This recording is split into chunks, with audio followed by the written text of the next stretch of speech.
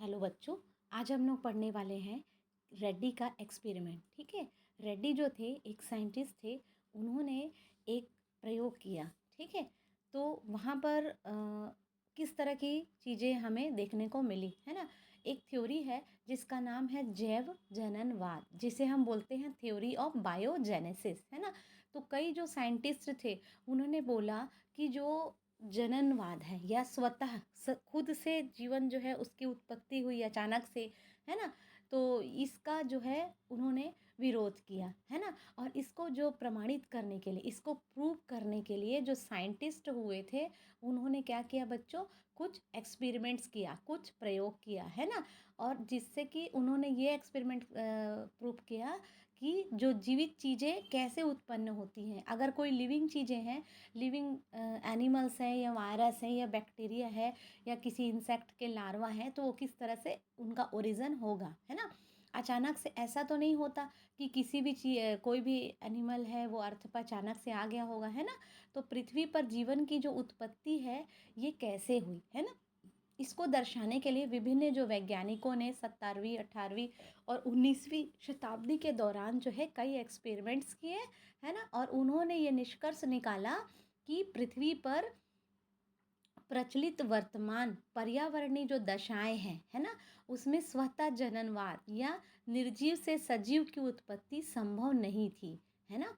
क्योंकि स्वतः जननवाद एक ऐसा थ्योरी था जिसे कई वैज्ञानिकों ने उसके अपोज में या उसको गलत प्रूव करने के लिए कुछ प्रयोग किए, जिसमें हमारा फ्रांसिस्को रेड्डी का भी प्रयोग है ना।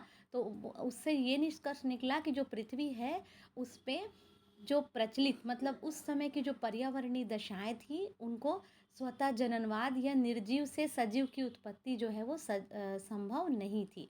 कोई भी नॉन लिविंग से लिविंग जो है उसकी उत्पत्ति डायरेक्ट जो है वो पॉसिबल नहीं थी, है ना। और ये जो सिद्धांत है ये इसी विचार पर आधारित है कि जीवन केवल केवल जीवन से ही बन सकता है। मतलब अगर लिविंग चीज़ें हैं तो लिविंग चीज़ों से ही जीवन की उत्पत्ति हो सकती है ना।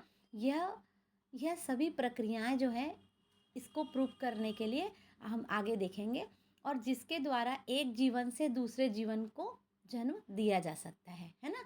और पहले से मौजूद जीव, इसमें क्या होगा कि पहले से मौजूद जीवों के अंडाणु का या उनके जो एग्स हैं, है ना, उनका जो फर्टिलाइजेशन होगा या उन्हीं से अनफर्टिलाइज जो एग रहेंगे या फर्टिलाइज्ड एग रहेगा, कभी पार्थिनोजेनेसिस से भी बन जाते हैं इंसेक्ट के, है ना। तो अंडाणु जो है उनके उनसे ही नए जीवों की उत्पत्ति जो है वो संभव है ना। यही जैव जननवाद है, मतलब जीवों से ही जीवन की उत्पत्ति संभव है ना। तो जो जैव जननवाद है वो किसका विरोध था बच्चों, स्वतः जननवाद का। ये ध्यान दीजिएगा, जैव जननवाद जो है वो किसका विरोध था, स्वतः जननवाद का, कि निर्जीव से सजीव जीवों की उत्पत्ति अचानक हुई है। इसके प्रयोग को उसके विपक्ष में उन्होंने कुछ साइंटिस्ट जो थे उन्होंने प्रयोग किया और उन्होंने जैव जननवाद, याद रखना, पहले जो था वो स्वतः जननवाद था कि अचानक जीवों की उत्पत्ति हुई, और ये था जैव जननवाद, है ना। तो जीवन से ही जीवन की उत्पत्ति जो है वो पॉसिबल है, और पहले से मौजूद जीवों के अंडाणु से ही जीवन की उत्पत्ति जो है वो संभव है, और यही जैव जननवाद है ना। जिसमें बायोजेनेसिस शब्द जो है आता है, देखिए ये बायोजेनेसिस शब्द जो है आता है, ध्यान से पढ़िएगा बच्चों, है ना। बायोजेनेसिस का मतलब होता है जीवन की उत्पत्ति। बायो का मतलब होता है लिविंग या जीवन, और जेनेसिस का मतलब होता है उत्पत्ति होना, है ना।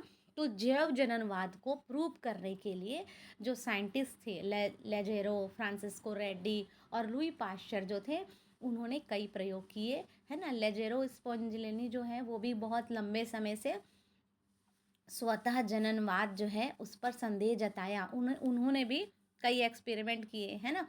उन्होंने क्या किया कि उन्हें जो शोरबा रखे हुए जो कुछ बर्तन के 2 सेट तैयार किए, है ना। एक को हवा में उन्होंने खुला छोड़ दिया, है ना, और जबकि दूसरे जो हैं उस शोरबा को उबालने के बाद उसको सील कर दिया, ताकि पहले से उपस्थित कोई भी जो जीवाणु है उसको ख़त्म किया जा सके। उन्होंने देखा कि शोरबा जिसे सील किया था, हमने पूरी तरह से पैक कर दिया था, है ना, उसमें सूक्ष्म जीवाणु या माइक्रो ऑर्गेनिज्म नहीं थे, माइक्रो ऑर्गेनिज्म एब्सेंट थे, है ना। उनके इस प्रयोग से स्वतः जननवाद के समर्थक जो थे वो आश्वस्त नहीं थे, क्योंकि कई वैज्ञानिक अगर कोई प्रयोग करते हैं तो कुछ उसके पक्ष में रहते हैं, विपक्ष में रहते हैं, है ना? तो वो खुश नहीं थे। तो उनका तर्क था कि उबालने से वायु का कुछ महत्वपूर्ण सिद्धांत जैसे वाइटल प्रिंसिपल जो है वो नष्ट हो गए, है ना? इसलिए बंद बर्तन में कोई भी जीव दिखाई क्यों नहीं दिए, है ना? क्योंकि अगर ओपन रहता, है ना, ओपन रहता मान लीजिए उसका ढक्कन, तो जो बैक्टीरिया है, जो हवा में बैक्टीरिया है, वो आके यहाँ पे ग्रोथ करते, लेकिन वो क्लोज था और उबालने से ये नष्ट हो गए थे, और जो खुला रहा होगा उसमें बैक्टीरिया की उत्पत्ति हुई, है ना? तो लगभग 1 शताब्दी बाद लुई पाश्चर ने यहाँ पे इसका कुछ तर्क दिया, है ना? और इसके बाद ये जो हमारा रेड्डी का एक्सपेरिमेंट है ये ज़्यादा इम्पॉर्टेंट है बच्चों।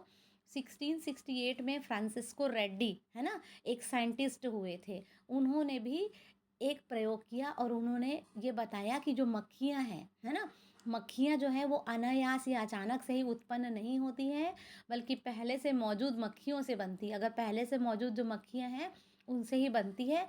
तो उन्होंने भी अपने प्रयोग को करने के लिए 7 बड़े कांच के बीकरों का उपयोग किया और उन्होंने प्रत्येक बीकर में बराबर मात्रा में मांस रखा, है ना? ये 3 बीकर आप देख रहे हो, है ना? तो ये 3 बीकर जो हैं, ये 3 बीकर उन्होंने लिया। एक था ओपन कंटेनर, दूसरा था कॉर्क सील कंटेनर और दूसरा था गाज से या किसी कपड़े से, छन्नी से कवर्ड कंटेनर, है ना? तो अब यहाँ पे आपको ये बस देखना है बच्चों, और तीनों में ही मांस के टुकड़े उन्होंने रखे। आप देखिए ये 3 कंटेनर आपको दिख रहा है ना, रेड्डी के एक्सपेरिमेंट में।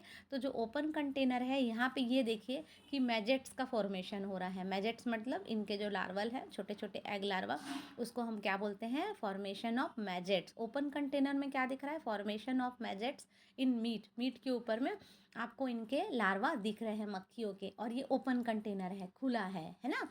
ठीक है। तो उन्होंने देखा कि जो खुले बीकर है उसमें कीड़े लग गए थे और बीकर के अंदर व आसपास मक्खियाँ जो है उपस्थित थी, जबकि ढके हुए बीकर में ना तो कीड़े थे और ना ही मक्खियाँ थी, है ना? कॉर्क सील कंटेनर जो है, नो फॉर्मेशन ऑफ मैजेट। अगर ये सील्ड कंटेनर था तो इसमें मैजेट का फॉर्मेशन नहीं हुआ। हाँ, गॉस कवर्ड कंटेनर जिसको हमने ढाक दिया था उसके ऊपर में ही मैजेट जो है उनका फॉर्मेशन हुआ, है ना? Gauze cover container, no formation of maggot in meat. क्योंकि उन्होंने कवर कर दिया था इसीलिए मीट के ऊपर में मैजेट नहीं दिखाई दे रहा है ना? और जिसको उन्होंने पूरी तरह से सील कर दिया था तो no formation of maggot in meat. Meat के अंदर तक तो मक्खियाँ पहुँच ही नहीं पाई, तो यहाँ पे कुछ भी फॉर्मेशन नहीं हुआ, है ना? तो फ्रांसिस्को रेड्डी जो है उनका जो एक्सपेरिमेंट है वो उन्होंने मीट के टुकड़े पर किया था। 3 बीकर उन्होंने लिए, एक ओपन था, एक पूरी तरह से क्लोज था और एक को उन्होंने एक छन्नी से ढक दिया था। छन्नी से ढकने पे जिसको गॉज से कवर किया था उस कंटेनर में मैजेट जो है ऊपर छन्नी के ऊपर में ही दिखाई दिए, और जो कवर्ड नहीं था उस पे ये बिल्कुल मैजेट्स का फॉर्मेशन हुआ ही नहीं, है ना? तो ये जो एक्सपेरिमेंट था फ्रांसिस्को रेड्डी का, इसको याद जरूर रखिएगा बच्चों। हो सकता है ओरिजिन ऑफ लाइफ का अगर आपको क्वेश्चन आता है आपके प्रैक्टिकल एग्जाम में, है ना, या थ्योरी एग्जाम में, तो फ्रांसिस्को रेड्डी का जो प्रयोग था वो आप इनको ज़रूर याद रखना। Open container, cork seal container और गॉज कवर कंटेनर, ठीक है?